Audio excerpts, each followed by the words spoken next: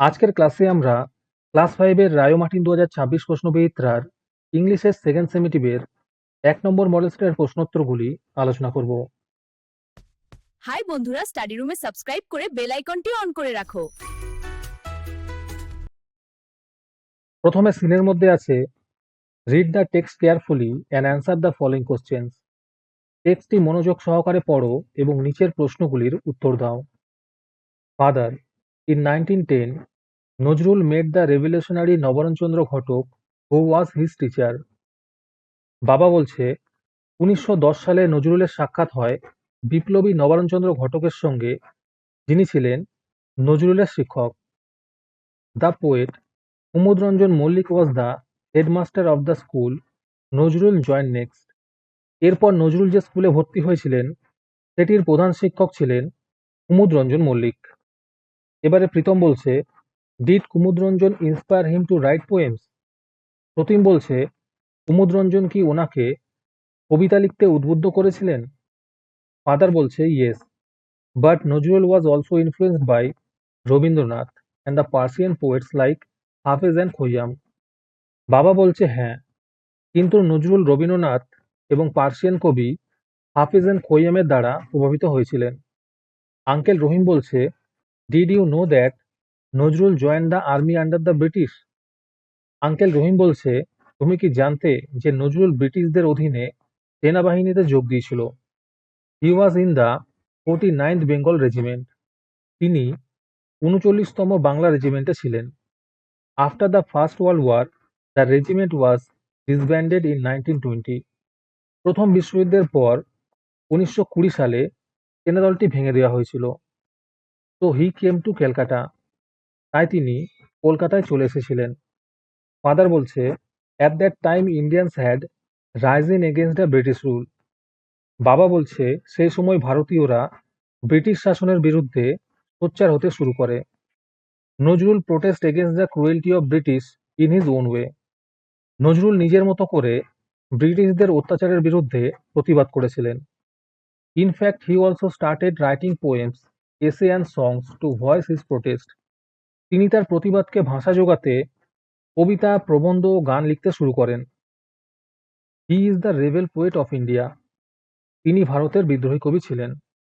প্রশ্নের দিকে দেখো, choose the correct answer from the given alternatives. সঠিক উত্তরটি বেছে নিয়ে লিখতে বলেছে। প্রথম প্রশ্ন হলো Hafiz and Khayyam were Iranian poets. Hafiz এবং খৈয়াম ছিলেন ইরানি কবি। দ্বিতীয় প্রশ্ন হলো নিবারণ চন্দ্র ঘটক ওয়াজ এ রেবেল। নিবারণ চন্দ্র ঘটক ছিলেন একজন বিদ্রোহী। তিতে আছে Nazrul was in the dash Bengal regiment. এর উত্তর হবে 49th বেঙ্গল রেজিমেন্ট। তারপরে আছে fill in the blanks with information from the above text.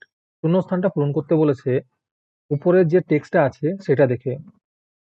প্রথম প্রশ্ন হলো the citizen of Persia is called Persian.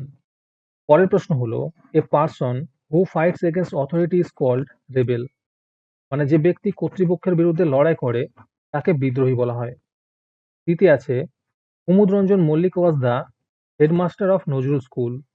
Kumudranjan Mallick ছিলেন নজরুলের স্কুলের প্রধান শিক্ষক।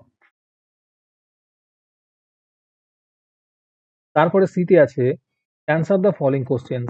প্রথম প্রশ্ন হলো who inspired Nazrul to write poems. কে নজরুলকে কবিতা লিখতে অনুপ্রাণিত করেছিল। এই উত্তরগুলো একটু দেখে নিও। বিতে আছে how did Nazrul protest against the British. Nazrul কিভাবে ব্রিটিশদের বিরুদ্ধে প্রতিবাদ করেছিলেন।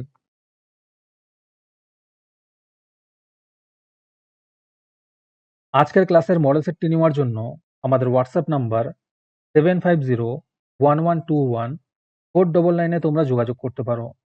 এই রকমের ভিডিও আরও পাওয়ার জন্য তোমরা আমাদের ইউটিউব চ্যানেলটি সাবস্ক্রাইব করে রেখো। সাথে মডেল সেটের আপডেট পাওয়ার জন্য আমাদের হোয়াটসঅ্যাপ চ্যানেল এবং এমসিকিউ প্র্যাকটিস করার জন্য আমাদের টেলিগ্রাম চ্যানেলে তোমরা জয়েন করে নিও। নিচে ডিসক্রিপশনে লিঙ্ক দেওয়া রইলো, তোমরা সেখানে গিয়ে জয়েন করে নিও।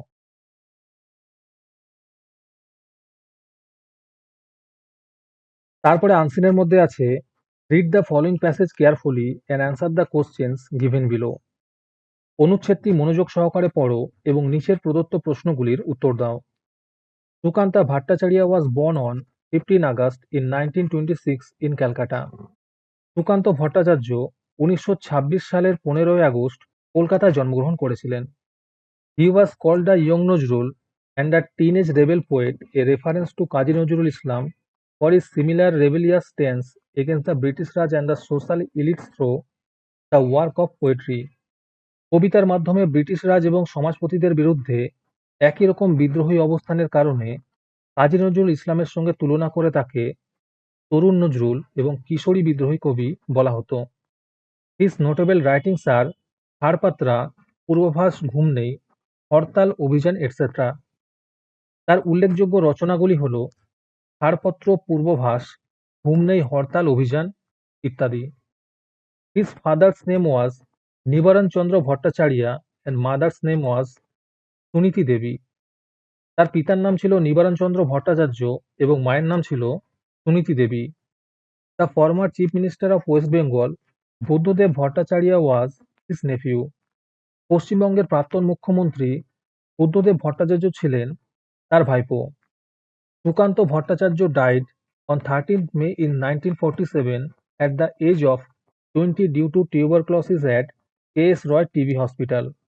যক্ষা রোগের কারণে 1947 সালের 13ই মে মাত্র 20 বছর বয়সে কে.এস. রয় হসপিটালে তিনি মারা যান। তারপরে প্রশ্নগুলো দেখে নাও। Write T for true and F for false statements. সত্য অথবা মিথ্যা লিখতে বলেছে। প্রথম প্রশ্ন হলো, Sukanta Bhattacharya was the nephew of Buddhadeb Bhattacharya. Sukanta Bhattacharya ছিলেন বুদ্ধদেব ভট্টাচার্যের ভাইপো। এটি মিথ্যা হবে। কথাটা ঠিক উল্টো হবে যে বুদ্ধদেব ভট্টাচার্য ছিলেন সুকান্ত ভট্টাচার্যের ভাইপো। এটা যদি লেখা থাকতো তাহলে ট্রু হতো। পরের প্রশ্ন হলো, সুকান্ত ওয়াজ কল্ড কিশোর বিদ্রোহী কবি। সুকান্তকে কিশোর বিদ্রোহী কবি বলা হতো। এটি সত্য হবে। পরের প্রশ্ন হলো, Sukanta Bhattacharya died of tuberculosis disease. Sukanta Bhattacharya যক্ষা রোগের কারণে মারা যান। এটি সত্য হবে। Sukanta was called the young Nazrul.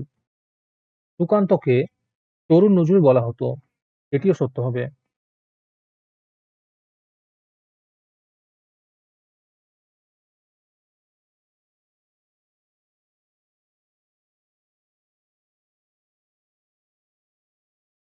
তারপরে গ্রামার অ্যান্ড ভোকাবুলারির মধ্যে আছে fill in the blanks as directed. প্রথম প্রশ্ন হলো, BD Roy told them the story of the ox and the frog. পরের প্রশ্ন হলো, after having a good meal the monkey decided to return. পরের প্রশ্ন হলো, his order was to punish the prisoners. ডিতে আছে only his back was above the water. আমি খালি উত্তরগুলো বলে দিচ্ছি, তোমরা দেখে দেখে নোট ডাউন করে নিও। ইতে আছে পিডি রয় টট দেম। এখানে উত্তর হবে প্রোনাউন্সিয়েশন। পরের প্রশ্ন হলো, উই ড্রিঙ্ক ওয়াটার এভরিডে।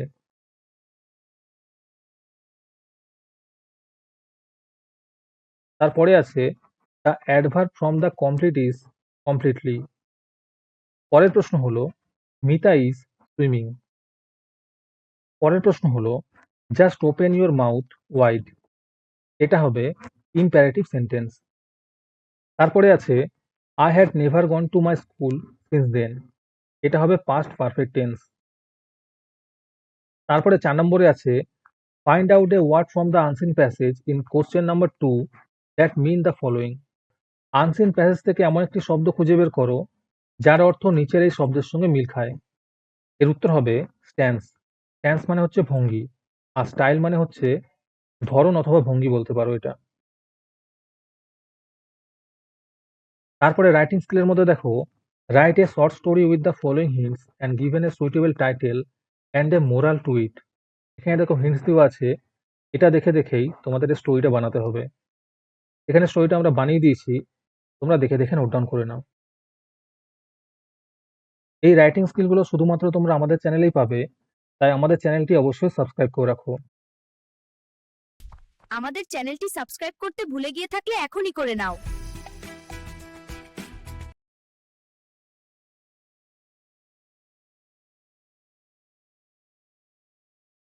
আজকের ক্লাসটি তোমাদের ভালো লেগে থাকলে ভিডিওটিকে লাইক এবং চ্যানেলটিকে সাবস্ক্রাইব করে দিও। সাথে ভিডিওটি তোমাদের সহপাঠীদের শেয়ার করে দিও। তাহলে আজকে এই পর্যন্তই। দেখা হচ্ছে পরের ক্লাসে।